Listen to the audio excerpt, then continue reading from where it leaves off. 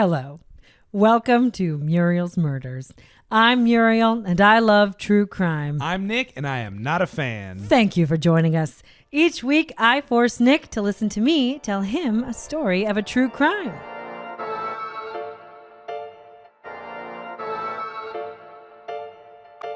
This week, we're talking about Stephen and Jesse Boorne. They're a pair of brothers who terrorized a small town in the early 1800s. And we're going to touch on mysterious disappearances, sex in snowstorms, potato holes, mystical psychic dreams, and my favorite thing ever, legal procedure in old-timey small towns. Okay, wow. Are potato holes and sex in snowstorms combined? They are not related. They're not related? No, they're different things. Really kind of I couldn't tell if there was a comma involved there or if potato holes was intrinsic to sex in snowstorms. No, I'm not going to give that piece of information up just yet, but they are not connected. Okay, all right. Well, I'm still looking forward to this story, as a matter of fact. How do you feel about old-timey crimes? I like them a lot because they can be just as brutal as modern day, like she was stalked on the internet crimes, but there's just, some distance, and you can kind of get into the psychology of people without feeling like you're being, invasive into someone's personal life who's currently alive. Okay. I don't know. I like the voyeurism of an old-timey story. I like that. That sounds like somebody who may be starting to enjoy true crime. Okay, well, I'm not. But I do like hearing your stories, but I don't know why you listen to true crime podcasts. Oh, right. But the good news is people do listen to true crime podcasts, and we've been getting some great 5-star reviews. Look, Muriel's Murders is a new growing podcast, and those reviews really, really help us. We're like a little baby, and your reviews are like milk.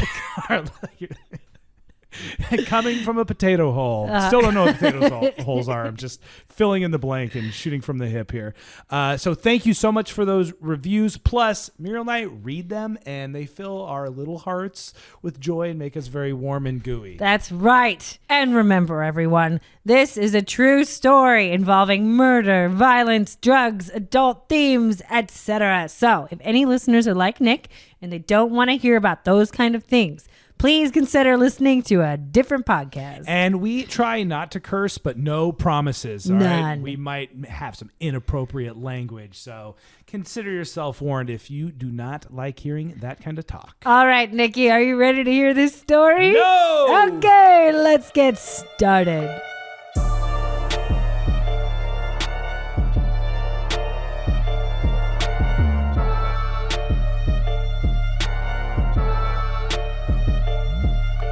Sex in snowstorms? Here I come. It's a very small part of the story. Okay, well, what about the mystical dreams thing you mentioned? Why are you asking me future questions? Because I'm excited, fool. You are excited. All right, let's hear it. Okay, so this story begins in the spring of 1812 in Manchester, Vermont, in New England. Okay. So the Bourne family was this super well-respected family in Manchester. Amos, Barney, Jared, and Nathaniel Jr. Bourne farmed their collective family land. So they have a big plot of acreage, and each brother owns their own divided parcel. So they're not collectively farming, but it's the Bourne land right outside of town. Okay. And they all have families, and they raise their families on their plots. A big old crew. A big old crew. And two of the brothers, Barney and Nathaniel, moonlighted in town doing different jobs. So Barney moonlighted as a butcher. Yeah. And Nathaniel's like moonlighting as a blacksmith, right? Ooh, that is old-timey. Yeah. So Barney the butcher, he has two sons in their 30s. That's Stephen and Jesse. Okay. So they're in their 30s. They're not married. They don't have any family, right? And they have these reputations for being complete crazy asses, right? Right. So back in the day, like that's an old age to not be married. I mean, for women, it would be like, oh, you're dead, ancient. Yes. But for men, that's still kind of like, okay, your sons are still getting drunk. So they would just be like getting drunk. They run around town. They get into fights. They terrorize people. One of their favorite games was that they would terrorize women and girls by getting drunk and just chasing them around the town. Okay. Well, that at least explains why they're not married. Everyone's like, absolutely not. Right? I know. They just do it to scare them. And the townspeople would be like, oh, there they go again. They're just like, It's horrible. I know. It's pretty horrible. Okay. So they're crazy asses who are also total dicks. Yeah. Right. And there's a big issue in Barney the butcher's family, besides the fact that they're dicks. Barney works primarily as a butcher, and he has this big plot of land, right? And his sons are unlanded. Okay. But Stephen and Jesse really strongly feel that he should have given his portion of the family land to them so they could farm it and start a living, right? But because he's not using it, he's a butcher, blah, blah, blah. But Barney, the butcher, decided instead to give his acreage to their sister Sally because she has 2 kids with a feeble-minded husband. Oh, God. That's from the source notes, the source material. So he decided the sister and the feeble-minded husband would... They need the land. Would use the land better than his dumbass sons who are busy chasing down women and being horrible. Well, the dirty little secret is that Barney knew Stephen and Jesse were assholes and they would probably run the farm into the ground, so he kind of hedged his bets with Sally and her husband, Russel Colvin. Okay. So he doesn't think they're going to do better, but he's like, poor Sally. And Colvin's not going to get a job. Russel Colvin's not going to get a job anywhere else. So he's like, take this land and feed the children. Okay, great. Now, the problem with Barney the Butcher's plan is that Russel Colvin, he has a bunch of mental issues. He had, I think, an injury as a child. But basically, his thing is that he disappears, right? He takes these long, months at a time, long disappearances.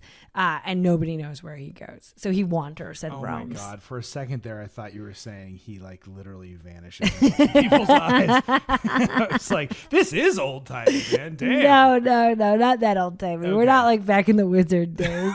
All right. No, it's in the 1800s. Takes a stroll and and no one knows where he went. So he'll go for a few days. He'll go for a few weeks. Sometimes he'll be gone for months. They have a little kid, their kid Lewis, who at the time, at the beginning of the story, is around 5 years old. Right. And he would take Lewis and throw him on his shoulders and then just walk out into the mountains because the town is bordered by all these mountains, and he would just go. Really? And take his kid with him? Yeah, and Sally would be like, ugh. And I guess the kid liked it on some level? I'm sure he did. They were really close. So because Russell would leave for these big stretches of time, Sally, who got the farm so Russell could work the farm, now can't work the farm. So now the brothers and the dad have to come back and work her farm for her. So now Jesse and Stephen have to do all the work for their sister's wealth. Right, exactly. Okay. And Barney's probably not too happy about it either. He thought he had solved this problem. Yeah. Now there's wounds, and then there's salt in the wounds. Okay. Right. And then to add insult to the salty injuries. Yes. Sally also hated Russell. She would complain about him all the time to her brothers. I mean, it was annoying that Russell left all the time. Obviously that strained their relationship. Yeah. But she couldn't stand Russell even when he was around. Her main complaint, according to our source material, was that Russell's sex drive was just way too high. So that's what she's complaining to her brothers about? So that's very awkward. Oh, horny ass Russell. God. So the brother's nickname for Sally was actually, quote, one of the devil's unaccountables, which at first, with old-timey language, sometimes I'm just like, what does this mean? I know. What is that? Is that a poem? That's the longest nickname I've ever heard.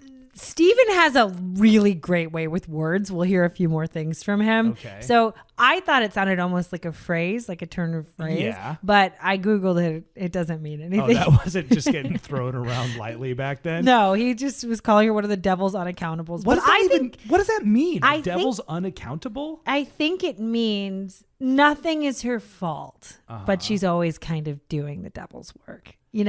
She can't be held accountable, but her instincts are always just of the devil. Yeah.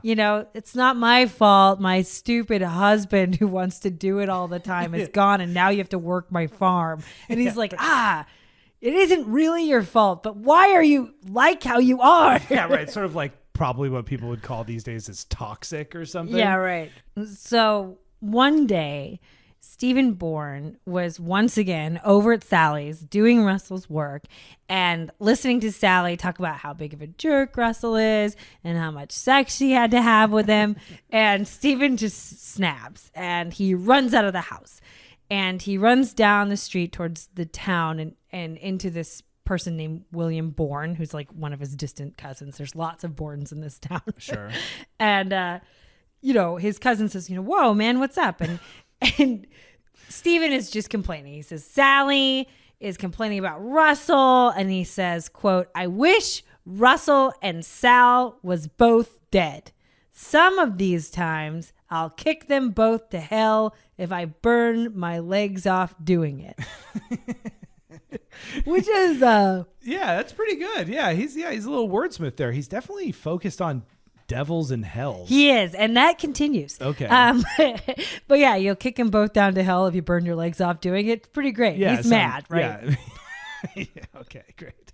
And this is another hallmark of Stephen. Uh-huh. He really likes to talk about how he's feeling. So if he's mad at someone, he will tell a lot of people about it. Okay, great. And it's very memorable because he spins a pretty web while doing so. Yeah, exactly. Right. So Stephen continues on to William Wyman's house, who lives in town. And he has, as far as I can tell, some sort of ability to give out legal advice. So he's probably not an actual lawyer, but he does give out these legal advice. Right. He probably has a certain hat or something that people consider to have an air of authority. Right. He's like the fanciest man in town. Okay. So Stephen demands that William help him figure out a way to stop Russel from doing all his stupid Russel things, like disappearing and having too much sex with his sister. So William doesn't really have any ideas. And Stephen just looks at him and he says, if you can't help me, I'm going to put a stop to it myself. And he storms off. Okay. So later that spring, Russel Colvin and his little son Louis were digging boulders out of the soil and kind of getting the field ready for planting season. And Stephen and Jesse, what? I just think it's funny. It's like we're having a really hard time making money off this land. Like, okay, well, did you dig all the boulders out of the dirt? They're like, we got to get on that. Got a boulder farm. Yeah.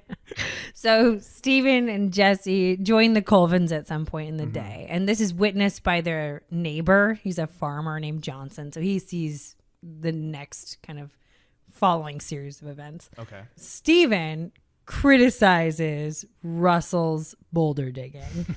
And so Russel turns around and punches Stephen in the mouth. Okay, all right. And then the brothers start to beat Russel with these tree branches until he falls down to the ground. And at this point, his 10-year-old son, Louis, just runs off. He's got to go tell somebody. So he runs back to the house and he sees his grandma. That's Barney's wife. And that's also Sally, Jesse, and Stephen's mother, right? She's in the kitchen. And he says, the boys are having this terrible fight up on the hill, and she's telling her the whole story. And the grandma looks at him and she's like, you are too hopped up. You're telling stories. Go next door and help the neighbor. And so she just sends him off to do work for 6 hours. He just goes and works the other field. She's like, nope, not going to have it. So 6 hours later, Louis finally finishes the work, whatever he was doing for the neighbor. Yeah. And he heads back to the house. And when Louis gets to the house, his dad isn't there. His dad's gone. And before he can tell his grandma or talk to anybody, Stephen grabs Louis and he pulls him aside. And he says not to say a word about the fight that they had on the hill or Stephen would kill him. Oh, wow. And Louis, bless his sweetheart, is like, where's my dad? Fine. I won't tell anybody, but where's my dad? Yeah. And Stephen just says that he had ran away to the mountains. So he's gone. Okay. And no one saw or mentioned Russel Colvin for 3 years. What? They're just like, Russel has this history of running off and no one really thought about it. And some people thought that he went off to fight in the War of 1812. kind of spontaneously. All right.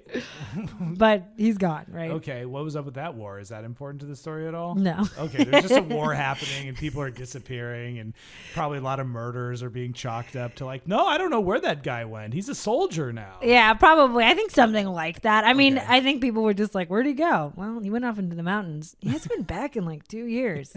Yeah, he probably went to go fight in the war. Yeah, right. Okay, great.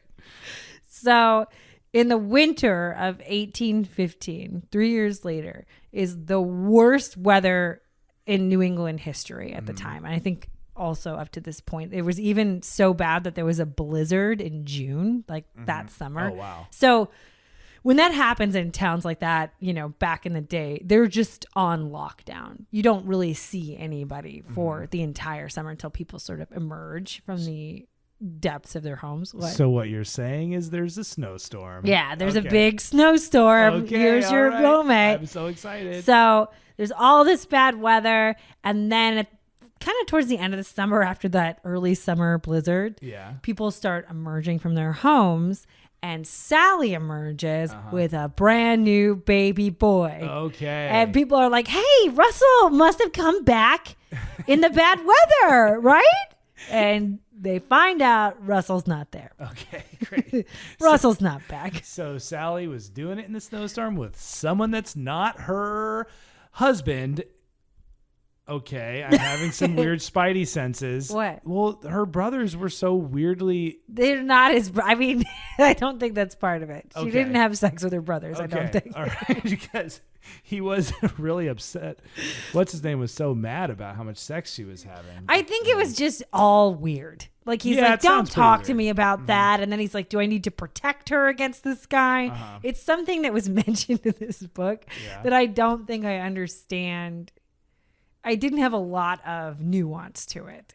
They dropped that little piece of information and then just didn't touch it again. It was just something about the culture back then. I don't know. Well, here's another thing about the cultures. So this tiny town of Manchester, Vermont, is just rocking with gossip at this point, trying to figure out who Sally's baby's daddy is, because everybody in the town knows each other. And Sally is, for her part, just very confident. She doesn't even try to claim that Russell came back in a snowstorm and got her pregnant really quick and then ran back out in a snowstorm. Like, she is totally fine, confident. She's got a little smile on her face. She gets dressed up. She marches into town to swear the baby to another man. So this is another old-timey thing. All right. There used to be a process called swearing the child, and unmarried women could go to a lawyer in town and swear the child was fathered by any particular man that she chose. And then that man would be financially responsible without really being able to contest the pregnancy. Oh, that seems like giving women power, which seems like that used to never happen. I'm not exactly sure. I mean, I'm sure there's like an explanation about exactly why that would work. I mean, my assumption is like there's no social network. I mean, you have the church, but there's no social net. Right. So if they couldn't do that, you could potentially just have people starving. I don't know how long that practice lasted, but it was in the US and it happened around this time. And I think prior to that. Okay.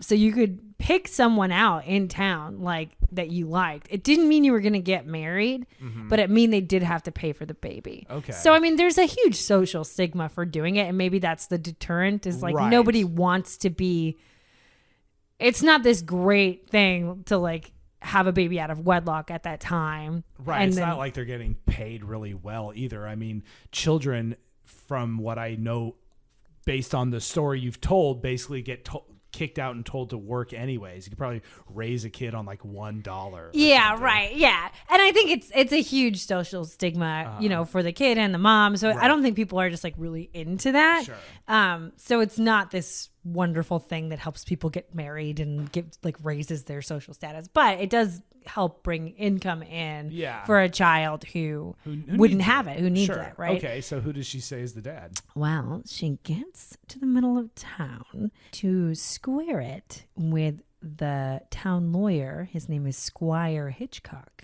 Very good. But unfortunately, Sally's plan was not that great because Russell was gone, but there was no proof he was actually dead. Uh-huh. So technically, she was still married, and then she couldn't swear the child to anyone but Russell. Oh. So unmarried mothers could swear a child, and widows can swear a child.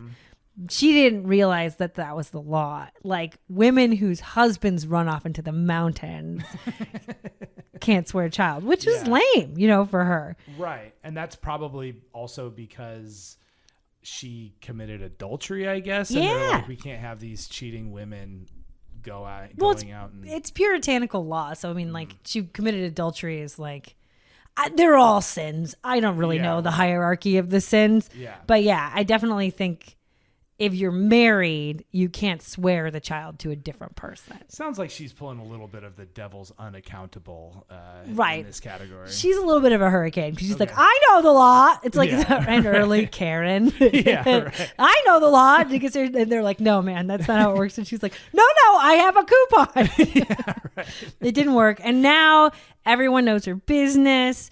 And now she has a third kid to take care of, and Russell is still MIA, so she's in a pretty tight spot. Yeah, that sounds like it sucks. Yeah, and she returns to the farm, and she's super upset. She finds her favorite person to bitch to, Stephen, and she tells Stephen all about what's going on. And then Stephen comes at her with a very surprising bit of information. Which is? He says she can swear the kid to whoever she wants because he knows for a fact that Russell was dead. And his quote is, "He's gone to hell. We put him where the potatoes will not freeze."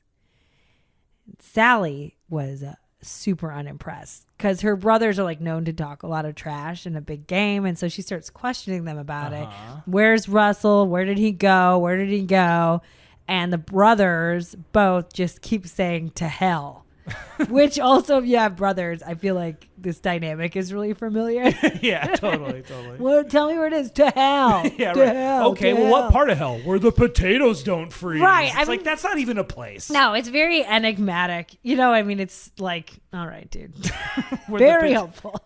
Where the potatoes don't freeze. That doesn't even make sense because I feel like hell is hot, therefore nothing would freeze in anywhere. Well, I don't think that he is a super smart guy. And that comes into play later as well. Things. I mean, he's saying things really strongly. He's kind of like Steve Carell in The Office or like, it's just he has a strong conviction. Yeah.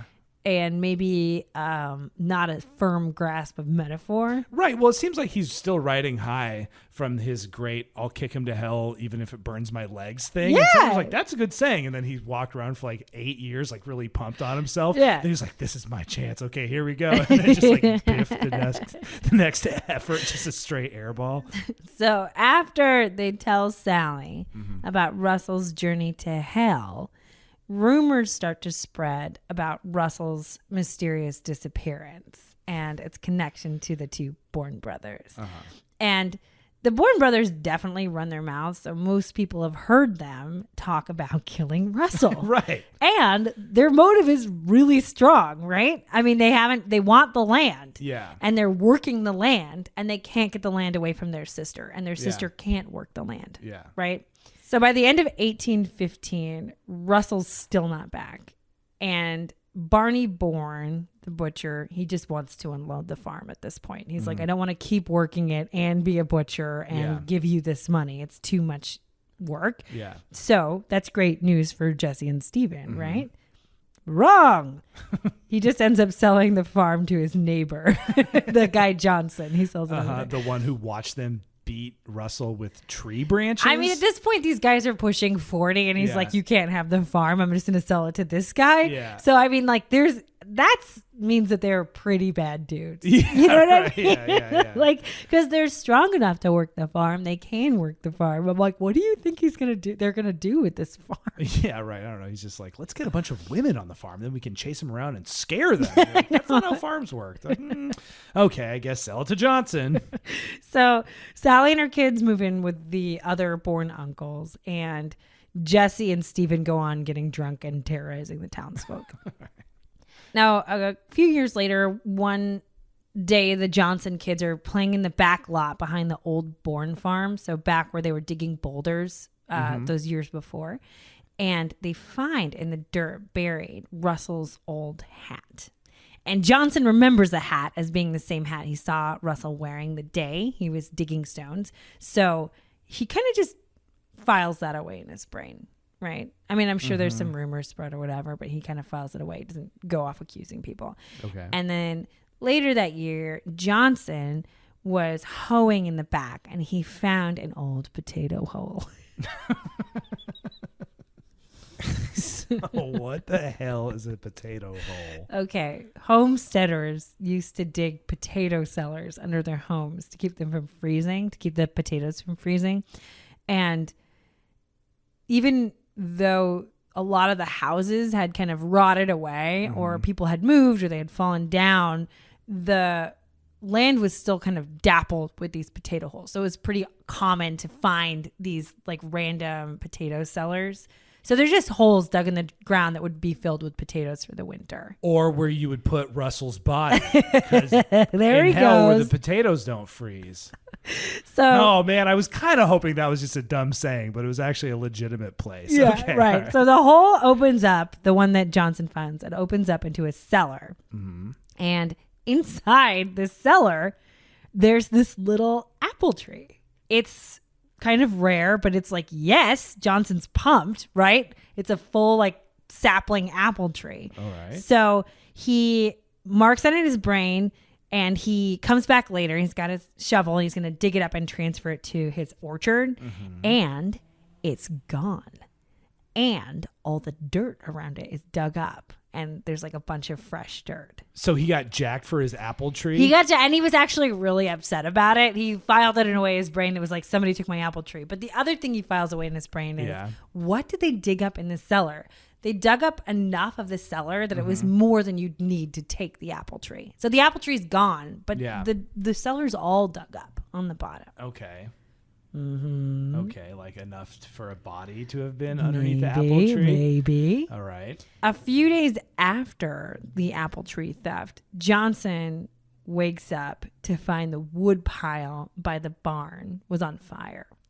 And the wood pile is on fire and it quickly spreads to the barn and the whole structure falls down. Oh, damn. Which is a big deal back then. Yeah, hell yeah. You know, so most people in the town who saw the wood pile and where it was, what was left of the barn, and they figured it had to be arson. It would be really weird if it had spontaneously lit up. Yeah. So with the dug up cellar and the hat that Johnson found, and the way the Boorne brothers had been running their mouths, everyone in town thought the fire had to be some sort of attempt on the part of the brothers to cover their tracks in killing Russel, right? Yeah. These are the clues we're starting to get. So you see the wheels turning in the town. So now, close to 6 years after Russel disappeared, the town officials finally decide to start collecting evidence in the disappearance of Russel Colvin.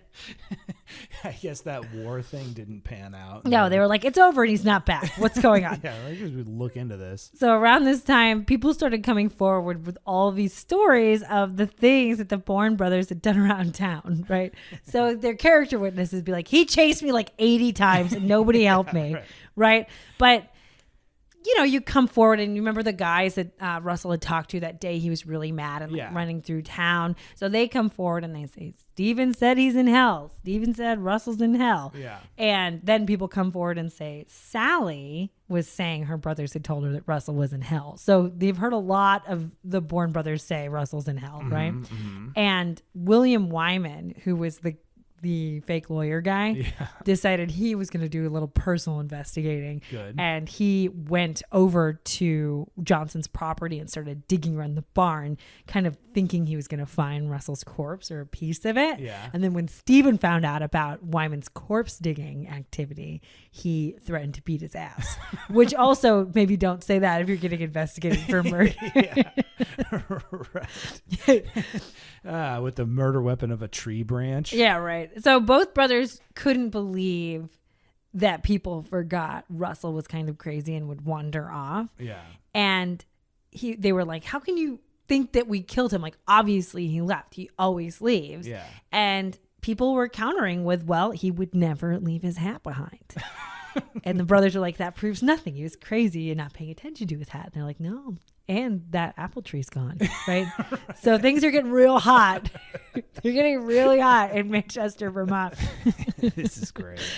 Okay. So in the spring of 1819, 7 years after Russel's disappearance, Stephen and Jesse's uncle, Amos Boorne, started having visions. So Amos is a really well-respected elder statesman of the community. Mm-hmm. And he had a dream that Russel Colvin stood by the side of his bed and told him he was murdered. So Dream Russell then took Amos's hand and led him to the old potato hole in Johnson's field. So crazy old Amos just comes forward with this. He says he's had it. And then he had the dream several times. So he dreamt it once. He kept it to himself, filed it away, right? And then after having the dream several times, Amos comes forward with his dream evidence. And he's so respected that it's considered a solid piece of evidence. And it's entered into evidence against the Bourne brothers. Well, I guess his name is Amos. Doesn't that just seem like the name of some sort of wise mystic? Yeah. So the running theory was that Jesse and Stephen dug Russell's corpse out of the potato hole, destroying the apple tree in the process, and then burned the body in Johnson's barn. Sally then came forward with the where the potatoes don't freeze line from Stephen. So one thing to remember, it's important to note that Sally has a vested interest in whether or not Russell's dead. Right? Yeah. So when they did tell her that, she was like, you guys are so dumb. Like when you said like, what is he talking about? Why did he say it like that? Sally's saying the same thing. Right. You know, she looked at him and were like, you guys are so dumb. But now she's like, no, they said he buried him. The potatoes don't freeze. Right. So just for what it's worth, if he's dead, then she can swear her baby to whoever she wants. Yeah, her wants brother, to whatever. Oh God. I'm kidding. So right after Amos goes public with his dreams. Stop saying it like that. That's a ridiculous thing to say. This is all for you. I literally wrote it like this for you. And I don't know. It's weird because I think like, oh, I wrote this for you. Yeah. But really, I just wrote every sentence to antagonize you a little bit. It's like, I think of it as really loving, but then when I think about it, you're like, stop saying that. And I'm like, that is the reaction I was looking for. Okay. So right after Amos went public with his dreams, a little boy was walking his dog. A little boy from the town was walking his dog, and his dog starts going crazy around this old tree near Johnson's barn. Mm-hmm. So the dog's barking, the kid's trying to hold him back, and the kid goes and reaches inside this hole. It's like a hollowed out tree, reaches down inside, and he finds like a pile of charred bones inside this hollowed tree. Mm-hmm. So the town is just totally up in arms. Wait, that doesn't make any sense. Charred bones? So they burned him at the barn and then put him in this other tree that was not burned down just close by? Well, I mean, I'm not saying that that's what happened. Yeah. I think that's the theory of what's happened. And I do think that theory makes some kind of sense. If you burn a body and there's bone fragments left and you don't know what to do with them and you don't have time to burn them again. Like that's kind of what people were looking for, is like a skull or like, a femur or something that wouldn't burn up in the fire. And so it makes sense to me that they're just like, now we have bones. We'll stuff them in the tree, right? Okay. That does make sense to me. I'm not saying that's what happened. Yeah, I mean, and also the brothers are pretty dumb. Yeah, I mean, they're dumb, but nobody knows how to cover up a crime. Right. And apparently the whole town is just listening to an old man's dreams. So I mean, if everyone's listening to the old man's dreams, I don't know how comparatively stupid it is to then be stuffing bones in a hollow tree, right? Fair enough. So the town sees the bones in the tree. They're convinced. Jesse's arrested. But Stephen saw the writing on the wall, and he is nowhere to be found. He's left. So the town organizes a search party to canvass the old Boorne farm / Johnson's burned down barn and the potato hole where Amos's dream ghost led him. And the men excavate the potato hole, and they find a bunch of evidence. They find 2 knives, one being known to belong to Russell, a button carved out of a piece of bone, some other random bones, and some pieces of broken pottery. So the mob takes all the evidence and they march back to the town with everything. All right, great.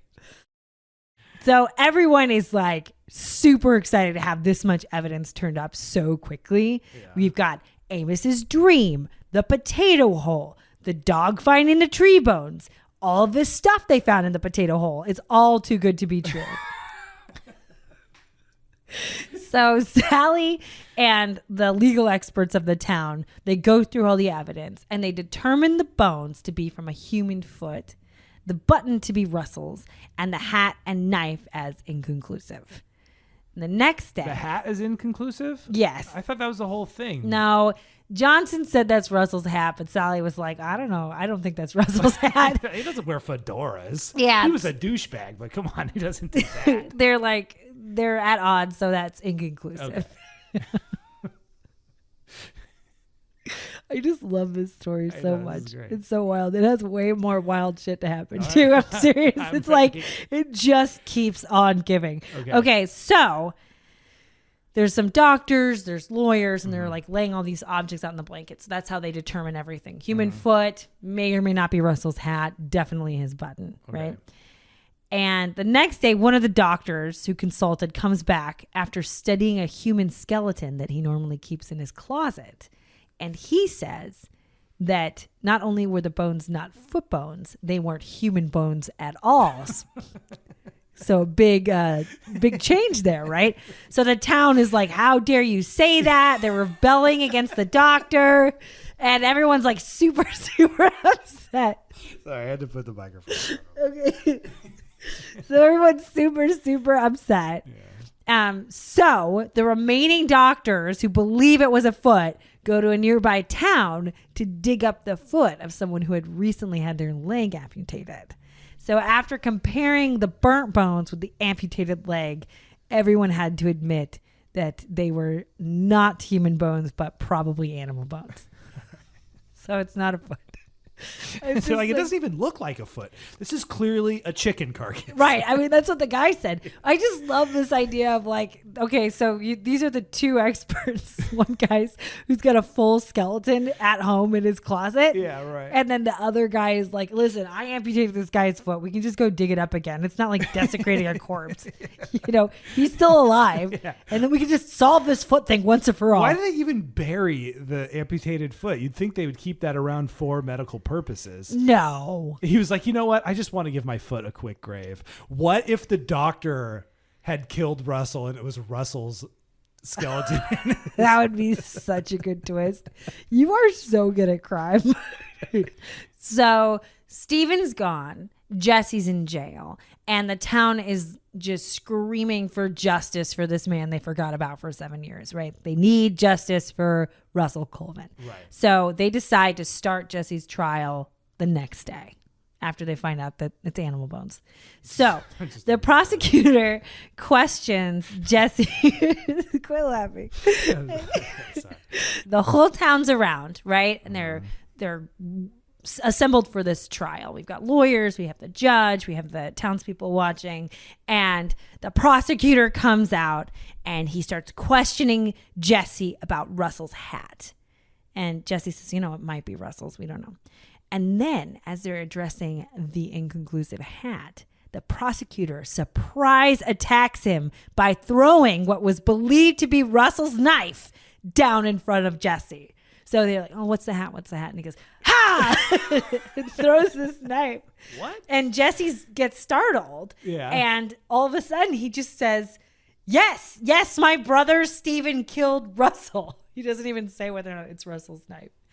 And then he says that last year he found Stephen getting drunk in town. And Stephen told Jesse that he had gotten into an argument with Russel in the back field and cracked his skull open with a tree branch. Then Jesse told the town a list of places where they could potentially find the body. Hold on, time out.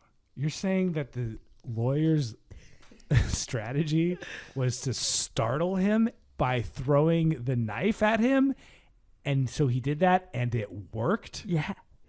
He was trying to be like, oh, is it Russel's hat? Oh, you don't know. You don't know if it's Russel's hat. How about this knife? And it totally worked. Yeah, he confessed to the whole thing. Muriel. So. Is that true? Yeah. He just was like, he did it. Stephen did it. He killed him. He told me he killed him. I wonder if he really thought like these people are going to like hang me up to die right here, right now.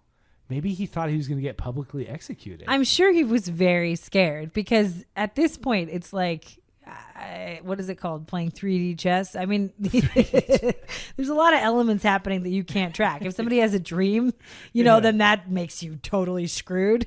So like, it's like he doesn't know the twists and turns that are happening with evidence. It's like, I'm sure he was like, is this legalese for like, I'm going to stab you now? Yeah, right, He's never been to court. He's just like, he's like drunk guy who chases women.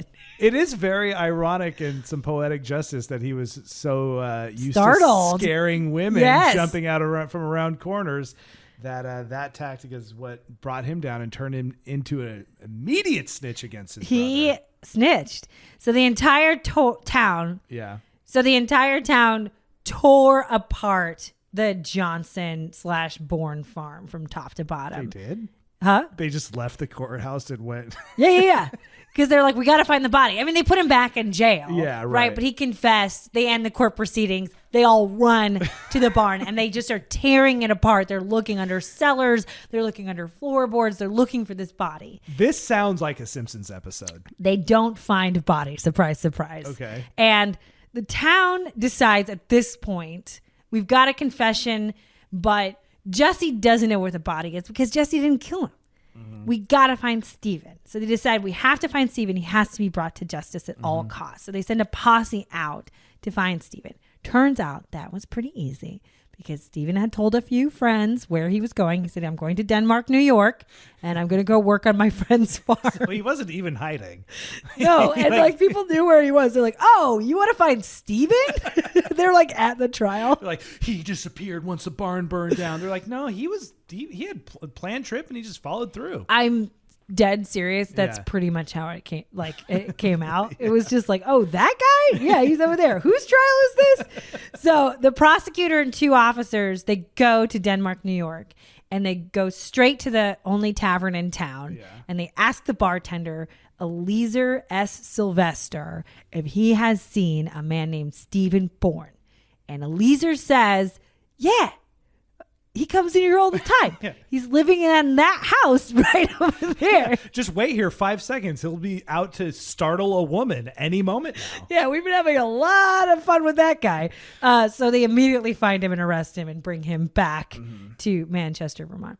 So as soon as the brothers are reunited, Stephen calls Jesse a damned liar, and Jesse immediately recants his confession.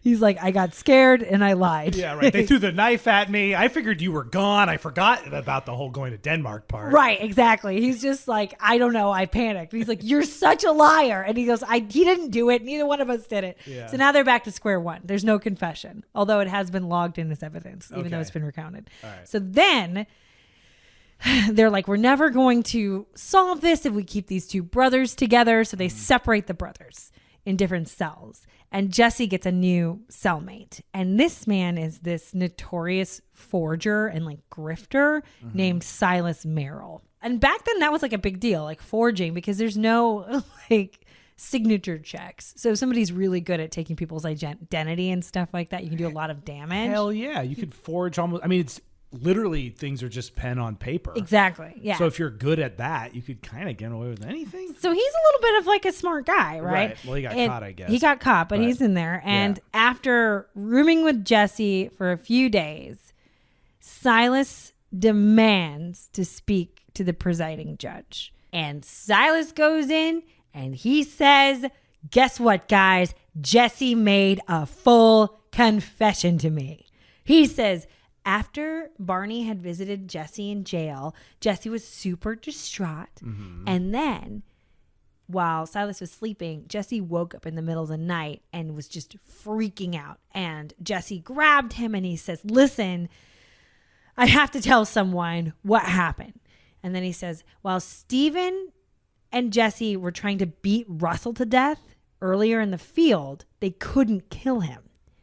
So their father Barney shows up and they say Russel Colvin is beaten beyond recognition. There's not really a way to save him, but they just can't kill him from beating him. The boys have just kind of failed in that. So they're not good at anything, apparently. Right. And so Barney cut Russel Colvin's throat with a penknife and then buried him in the potato cellar. And Silas also added this detail that Stephen was actually wearing Russell's shoes after the murder around town, and Jesse had to tell him to quit because Sally was going to notice. He said, Jesse let me know that. So it's a very convincing story from a person who's literally in jail for telling convincing lies. Right, exactly. And Silas says, the brothers had planned to take the blame of the murder onto themselves to spare their elderly father. So he's giving them all this new information. Barney's involved. Stephen was wearing Russell's shoes for a while. Nobody noticed. The butcher used a penknife because he didn't want to be too obvious by using one of his, trade tools for the murder. Exactly. So then they go out and they arrest Barney Boorne for the murder of Russel Colvin, who then was immediately released after the brothers told the judge Silas was a dirty liar. So literally all you have to do back then is say someone did something, they get arrested, and someone else has to say that person's a liar, and then the person the only twist in this one is that even though Jesse denied confessing anything to Silas's testimony was entered into evidence. And he was set free on a plea bargain. So they let Barney go. Yeah. Right? But they still entered Silas's testimony into evidence and they let Silas go. That is insane. Okay. So now Barney's out. Silas is out for some reason.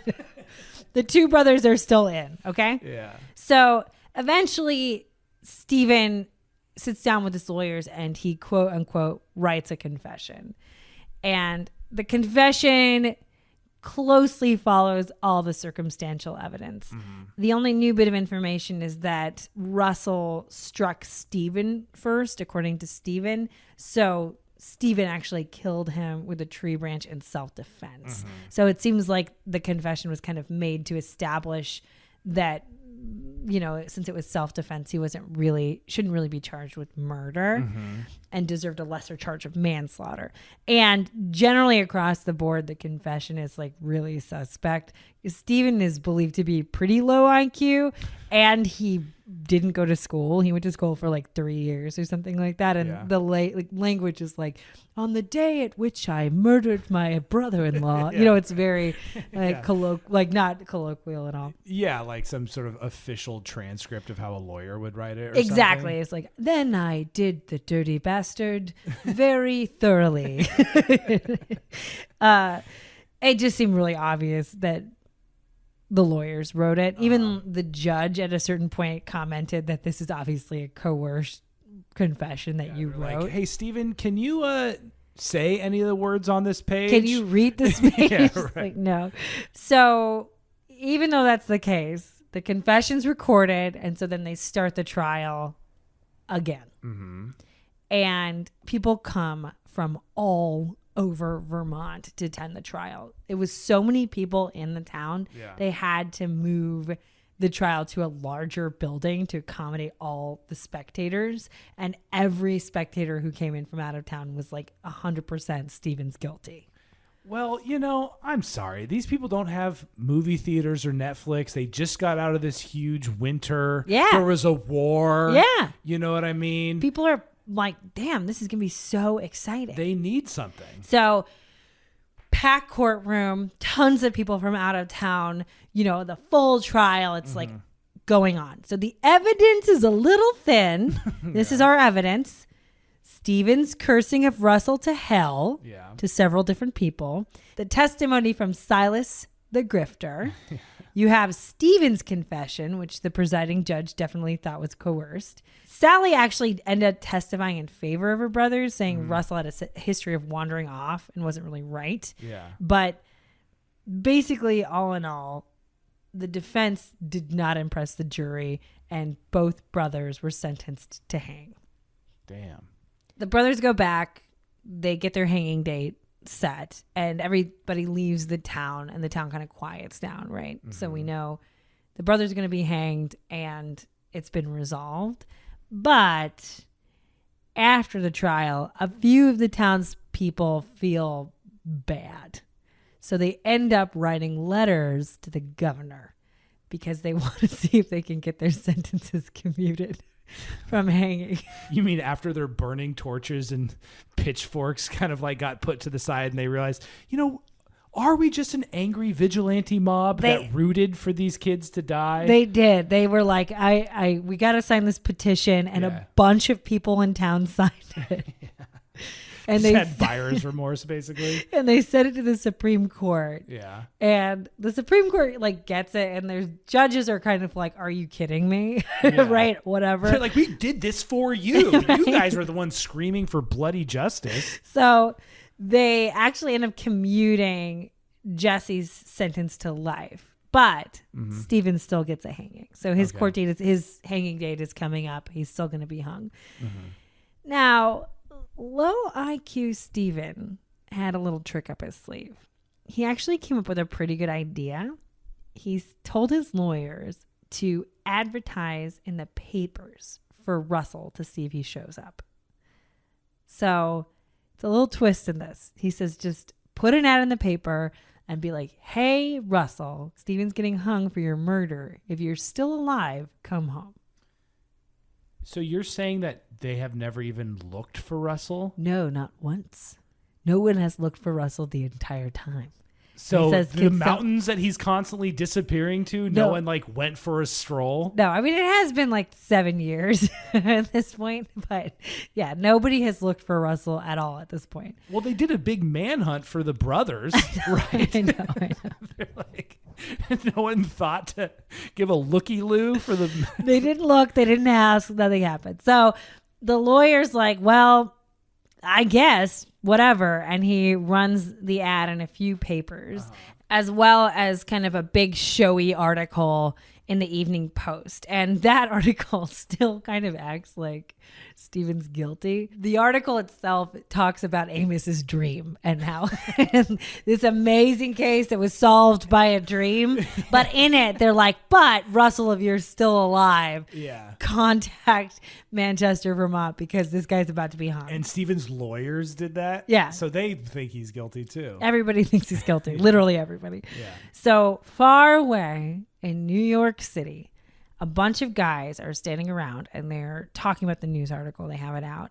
And this man named Whelpley tells the group, oh, this guy Russell who died, I knew him when I was living in Manchester, Vermont. And he's telling stories because he's kind of a character. Yeah. He's always been a character. Right. So he's telling all these stories about Russell and his wife and all that kind of stuff. And based on Whelpley's stories and description of Russell, there's a guy in the group called Tabor Chadwick, and he realizes that he had also met Russell because Russell was working on his brother-in-law's farm. Currently? Yes. So he writes a letter to the Evening Post, Tabor does. Yeah. And all the people of Manchester, Vermont. And he writes this letter, and it's filled with the details of Russel's life and his personality and a full physical description. And he's like, Russel is alive and well. He's at my brother-in-law's farm. And nobody cared. The town was like, no, he's not. Tabor, what kind of name even is that? They didn't care at all. The people who had newspapers read it. They were like, that's not Russell. And then the Postmaster General of Manchester, who's supposed to post the news, didn't even bother posting the letter publicly. Yeah. But in New York, when Whelpley went back and read the printed notice, he decided he had to find this guy, Chadwick Tabor, and then figure out what the location of his brother-in-law's farm was, and then travel there to find Russell. He's like, I've got to do it. This guy's going to be hung. Yeah. You know, and I remember Russell. I'd like to maybe figure out if he's actually dead or not. Right. Because he's like somebody who actually knows him. Yeah. You know, and he's like, and I think I really could recognize him. And he's like, I'm the guy. So Whelpley talks to this guy, Tabor. He gets the name of the brother-in-law's farm, and he travels out to upstate New York to this farm. Yeah. And the brother-in-law says, sorry, there's no one named Russel Colvin who works for me. And Whelpley says, okay, let me give you a description. So he gives him a description of the man in question. And brother-in-law is like, maybe I have the guy for you. So he leads Whelpley out, way out in the middle of this field to this man.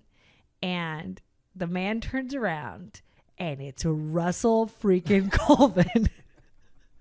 So Whelpley's like, Russell, man!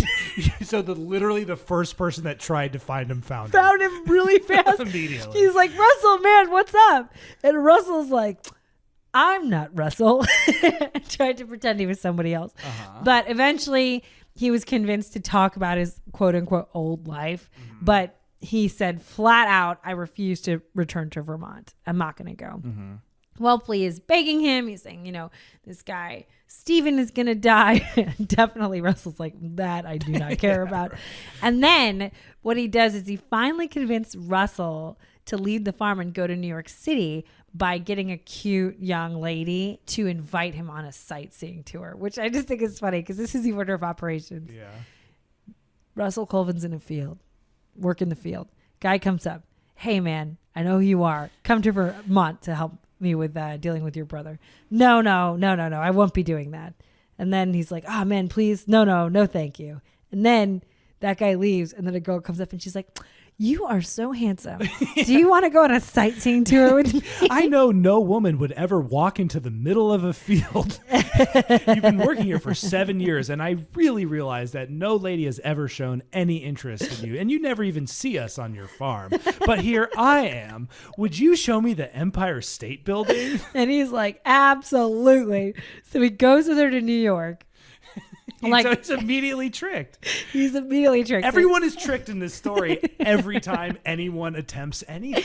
So they go to New York, and the girl immediately ditches Russell in New York as soon as they get there because Russell is being a total weirdo. He's like freaking out about, oh, I'm sorry. I said upstate. He was in New Jersey. I was wrong. He wasn't in, the farm of the brother-in-law was in New Jersey, not upstate New York, which makes more sense geographically. Okay. So anyways, so he's like, I got to get back to New Jersey. I got to go.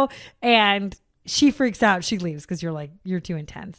And guys from Manchester just do not have a way with the ladies. I know. And eventually Russell throws such a huge fit about being away from New Jersey that Whelpley's like, fine, I'll just take you home. I won't take you to Vermont. I won't give you a tour of New York City. I'll just take you home. Whelpley then tells Colvin that because British ships are offshore in the harbor, that they would have to take a circuitous route back to New Jersey. So with this subterfuge... Are these words you wrote? Yes.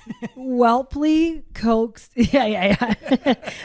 What's funny is in my brain, I use and know those words all the time, but I don't speak them normally. It's the weirdest thing about writing more now. Yeah. You're just like, why did I write that? In my brain, I'm like, Yeah. The circuitous subterfuge. I know. Circuitous subterfuge. I know what I read those words and know them, but I would dare you to read them. They're very hard to say. I wouldn't write them to begin with. Okay.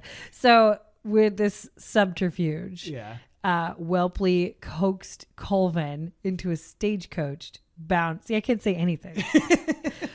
Basically, Whelpley just tricks him into getting into a stagecoach bound for Manchester. So he says, yeah, man, I'll take you home to New Jersey. We just got to go around this way.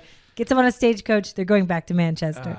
So Whelpley sends a message ahead to someone who apparently yelled all the way to the courthouse that Russell was alive and on his way. So they take Stephen out of the courthouse. And this is something I don't understand, but this is like the account of what happened. Right. They allowed him to shoot off a cannon. So I don't know if that's like... Wait, what? What like in celebration. They were like fireworks? Yeah. They're like, Russell's coming.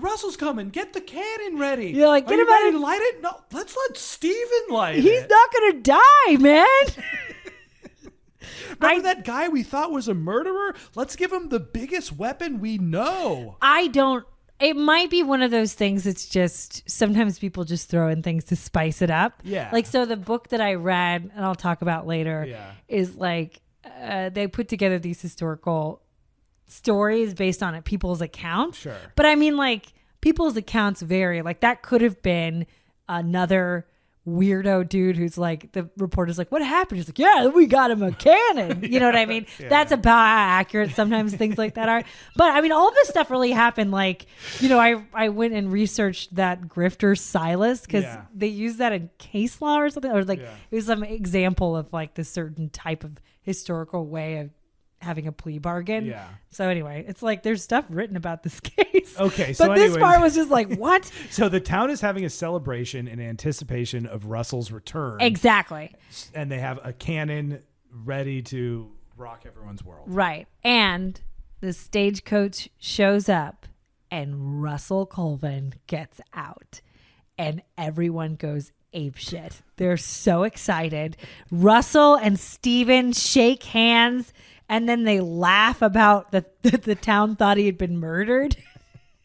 They're like, whoa, that was crazy. And then just to see what his reaction would be, the crowd grabbed Sally and pulled her into like the thrush of people, like right in the center, and pushed her into Colvin and was like, hey, it's Sally. What do you think, Russell? And he just looks at her and he says, that's all over and done with, and walks away. Oh, damn. He's like, I left you in a mountain 10 times, and the 11th was the last. Yeah, he's like, get a hint. So everyone's so excited. Poor Sally. I know. I mean, that's so publicly humiliating. They like grabbed her and shoved her. She's like, I don't even want to be here. Yeah, I mean, I know. It's lame. I don't know. Sometimes I think she's got a lot of confidence, though. She's a pretty interesting gal. She's just like, whatever. I think she just is kind of doing her thing. Yeah, right. So Manchester officials, super pumped. Everybody's like, he's not dead. So they send this letter to the Supreme Court. So now this is the second letter the Supreme Court's getting. Yeah. First, it was, don't hang this guy. And then they get a letter from the town being like, actually, this guy, Russel Colvin, wasn't even dead. Some poor, like, intern to the judge is like, excuse me, sir, I'm so sorry. May I enter your chambers? I've got another letter from Manchester. Exactly. That's exactly what happened. So they responded by saying they don't believe the man is actually Russell. They say, fat chance, we're not going to appeal this sentence. Yeah. I mean, we're not going to like throw out this case. He's got a date to be hung, and none of us believe this is actually Russell. You guys are totally off the rails. You have to stop sending us letters, right? And they say a full examination has to be made. Yeah. And at this point, Stephen's execution was just literally days away. Mm-hmm. So they're like, we can't do anything. And things are being done by letter. So it's not like this is a really speedy process. Yeah, right. Except for, I guess, the hanging is really speedy. Well, apparently it is. So the town officials take Russel Colvin to the local tavern and they start testing his knowledge of the town. This is a full examination. So they say, like, who do the different farms belong to? What year did the post office burn down? Who makes the best biscuits in town? Just like weird towny knowledge. Yeah, exactly. And they're just asking him all these things about the town.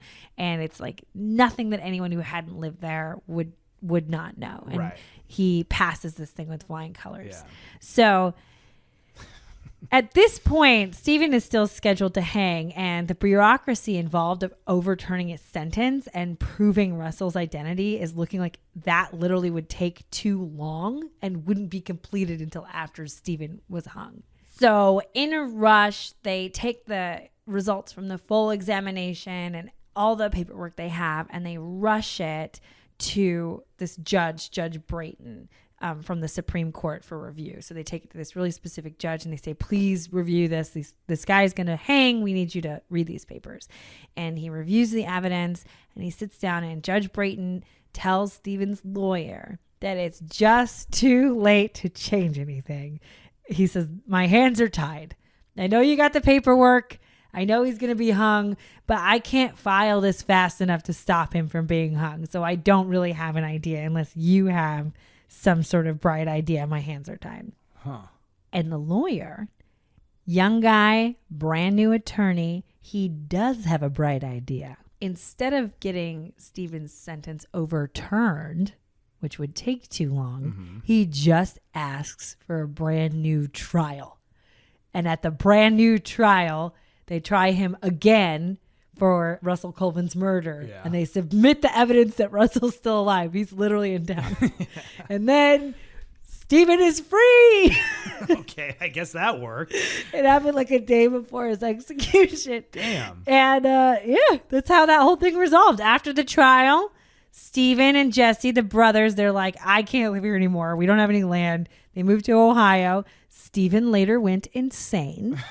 And Russel Colvin made an appearance in a New Jersey museum as the living dead man. So he turned his thing to a little hustle. Yeah, he had a little bit of fame towards the end. People were like, so this guy didn't want to leave New Jersey, went on this grand adventure, and then on the way back, he got to be in a museum and in New Jersey when he got home. Yeah. And then even today, literally today, people in Manchester know this story and still believe that Stephen got away with murder and Russell was a paid imposter. I feel like this is just a story about the true power of the spoken word or something. You know, it's just like people hear a thing and they're like, okay, yeah, let's go with that. You know, people are just like so wrapped up in it. I mean, there was a man, this guy Johnson was like, oh yeah, I watched this fight and that was Russell's hat. Oh yeah. Well, and it turns out the fight was just like, they did fight. Yeah. And they did hit him with a tree branch. Yeah. But Russell just woke up and is like, I'm out of here. And he left. It was like that was the catalyst. That's what happened. Yeah. Right, he was just like, I'm done. I hate my wife. She hates me. Yeah. We're not having enough sex. I don't know. I hate these boulders. I have to dig these boulders out of the ground. Right. I don't want to be a farmer. I keep leaving. And when I come back, they keep giving me this stupid farm. And then he gets there and they tell me I don't dig the boulders good enough. And so when Stephen said that, he punched him in the face. He's like, I hate you guys. Yeah, right. And then they started beating him and they did knock him out. Yeah. Then he's like, yeah, you gave me a thrashing that day. It's like what he said in front of the courthouse. He's like, yeah, that was crazy. And he woke up and he was just like, fuck this, I'm leaving. And he went out into the mountains and to New Jersey.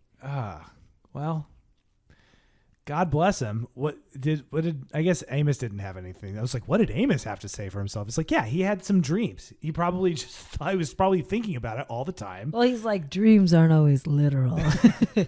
When you're a psychic like me, you have to interpret them loosely. I just see him literally as Gandalf. Yeah.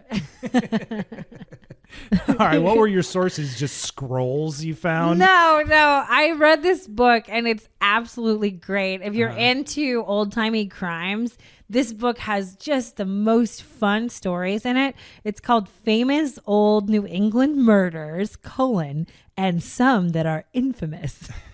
which I just love. I feel like they're really following that Stephen tradition of not exactly nailing the zippy like title thing. So famous old New England murders and some that are infamous from Richard Dempewolf. It's a great book, and I'd super recommend it if you like these historical crimes, especially set in New England. And, you know, those guys are wild.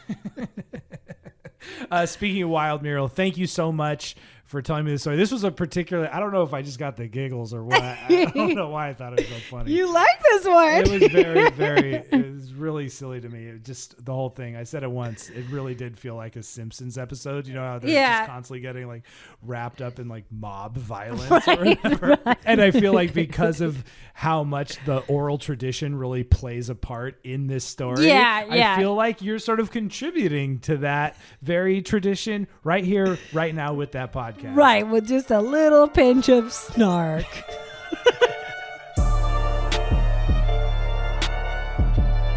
Thank you so much for listening to Muriel's Murders. Muriel did all the research and the writing as we learned this episode. Little how the sausage gets made. And I do all the sound engineering, editing, and post-production work. To help support the podcast and to unlock exclusive episodes, please sign up for our Patreon at www.patreon.com/murielsmurders. One of our recent Patreon episodes features Dr. Pignataro, who invented, he's super evil and did a lot of terrible things, but one thing he did was invent a snap-on toupee. You heard me right. The snaps are embedded in your skull. Okay. We also draw and animate little bonus cartoons on our social media at Muriel's Murders. We work on them together. We love them. Check us out on Instagram, Twitter, YouTube, and TikTok. The cartoons are very good. Our DMs are open, and you can email us at murielsmurders@gmail.com. We'd love to hear from you. And like we said, please rate and review Muriel's Murders on Apple Podcasts. Listen, it helps us grow. Just do it. I know it's annoying, but do it. Music is by Mario Castellini. Find him on Instagram at Castellini Beats. And thank you to Ryan and Ryan at Campfire Media. And if you want more of us doing our podcast thing, and you want to see what it's like when we podcast about something besides true crime stories, find us every Monday on our other podcast, Hella in Your 30s. And, you know, we've been doing that one for years. So there's a lot of Nick and Muriel out there. There's a lot of Nick and Muriel out there. Pretty intense. Okay. All right. We'll see you next Wednesday. Bye. Bye-bye.